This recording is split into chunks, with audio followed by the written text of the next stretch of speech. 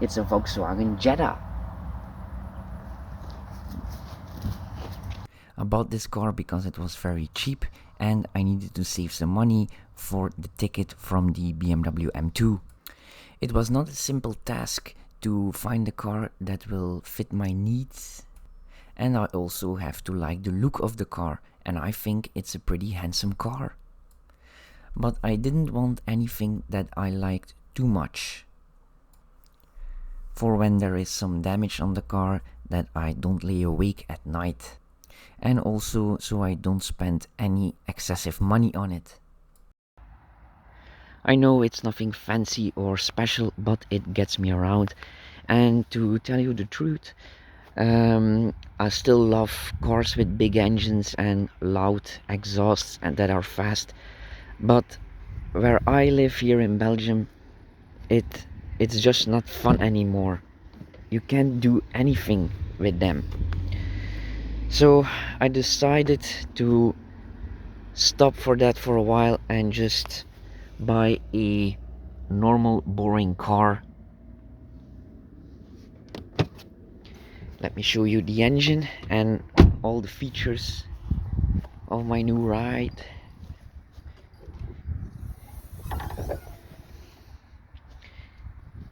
Yes, it's a diesel. Yes, you heard that right, a diesel, but not just any diesel.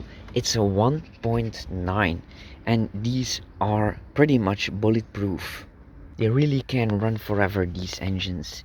Even if you miss some maintenance here and there, they're just very strong engines. Now, it was really dirty, the engine bay. I did wash the car a bit because it was really dirty. You see that dirt here? Well, that was everywhere, including the engine bay. So I did had some work, and I've been driving it around for about a month now, and there are a few defects but nothing major. The oil level remains the same, so that's a very good sign. So everything mechanical on the engine is alright. But then again, it only has 118,000 kilometers, so that's not that much. And the car is from 2009, so it's the very last 1.9 TDI that Volkswagen made, or Audi. The steering wheel is a bit off. As you can see, the wheels are straight, but the steering wheel is not. And when you accelerate and release the gas, the steering wheel pulls to the right. But I think I can fix that with just an alignment.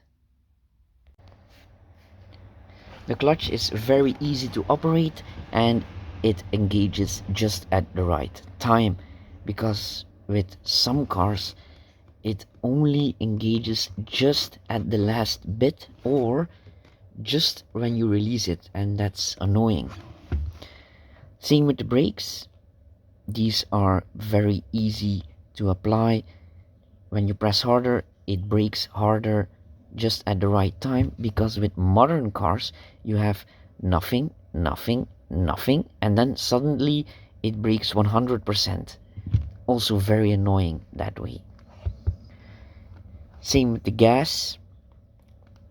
If you have a modern car with a small engine, if you apply half gas or 100% gas, it's the same in acceleration. Not with this car.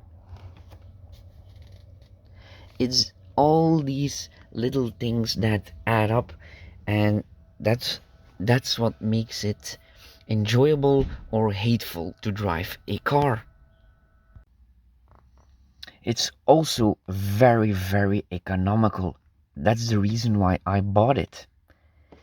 One tank of fuel is about 60 liters, and I can drive over 1,000 kilometers with it on the freeway, and in the city between 8 and 900 kilometers. So that's a lot. And it's a simple manual, only 5 gears. Too bad it didn't had a sixth gear, then it would be even more economical. The controls and the infotainment system are very simple but effective. It it already has a touchscreen and just the simple buttons you need for everything. And look at how simple this is. We have the climate control right here, airco, auto, off. You can even choose dual zone, heated windows, front and back, and where you want the air to go. It's that simple. Why do other car manufacturers make this so complicated? And it has one of the best sound systems that I've ever heard in such a cheap and older car, and that's because we have the bass speakers here below, then the mid speakers right here, and also a tweeter for the higher tones. And that's why this sounds so amazing.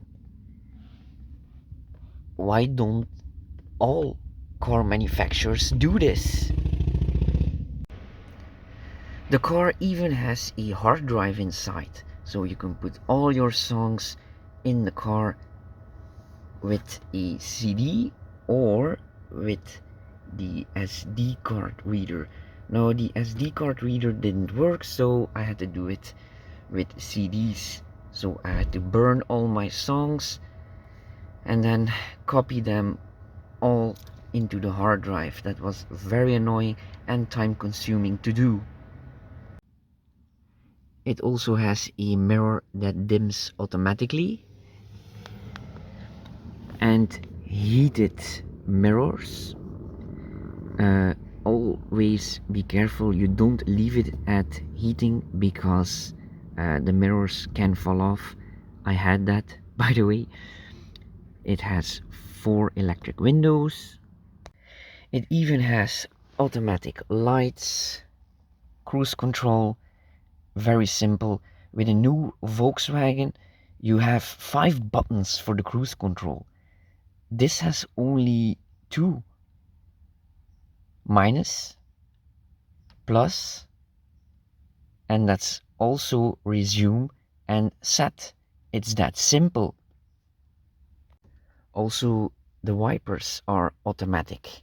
Not bad for a older car. Well, it's not that old. It's from 2009, but still. And these are the things that I find most important in a car. That is cruise control and a good air conditioning. And this can cool the interior in under a minute. It's amazing how good this air conditioning is in this car. And even the glove compartment has air conditioning right here. That's amazing. Also, the steering wheel has nothing complicated, just 8 buttons. The volume, to turn off the screen, to take phone calls, and then for the menu, up, down, and OK. That's all you need. And look how spacious the back is.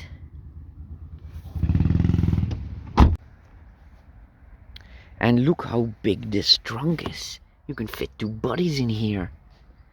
And it still has a spare wheel, like in the old days. And you've got a hanger here for your groceries. Simple things, but so useful. And look how big the entrance of the trunk is. That's very important, because in my BMW M2 the entrance was only up to here and up to here, so you could fit nothing inside the trunk. Like for instance this box right here, that could only fit just in the BMW M2, and that's not a big box. Also, I don't want any big wheels anymore. I'd rather have smaller ones and a big fat tire on it for comfort, of course. Sure, big wheels look nice, but they don't really have an upside, and if you damage them, it's the end of the world. Also, the lights, nothing special here, just plain old light bulbs. No xenon, no LEDs, no laser LED lights. Same story here with the rear lights, and that's a good thing, because for instance if your indicators break with a modern car, you cannot replace the indicator alone, you have to replace the whole unit, and it costs $500 or $700, and the front can go up to $1,000 or $2,000 for a modern Audi, for example. That's just stupidly absurd, and that's the reason why I bought this car. It's a relatively modern car, but with the simple old technology that we're used to. So it can run forever and very cheaply, and also with a lot of comfort, because this car is so comfortable to drive. It's like driving on a cloud. Alright, now the bad things. This mirror, when I drive it, it's vibrating because the glue is coming loose. We will fix that in another video. The paint is in rough shape, and I don't mean dirty. It has a lot of scratches everywhere, but I can't think you can see it on camera, but it is pretty rough, so it does need a polish. And maybe we're going to tint the windows black. I think that's going to look very nice on this car. Also some minor damage on the wheels here, but that's nothing that I can't fix. Now the only thing that can go wrong on these cars is the door handle. The car is unlocked now, but as you can see you cannot open the door. So I've looked into that. I watched some YouTube videos. Most people replace the whole lock, but you have to take off the outer door panel, not the inner, and it's a lot of work. So I will save that for another video also. So if that happens, you can always open it like this.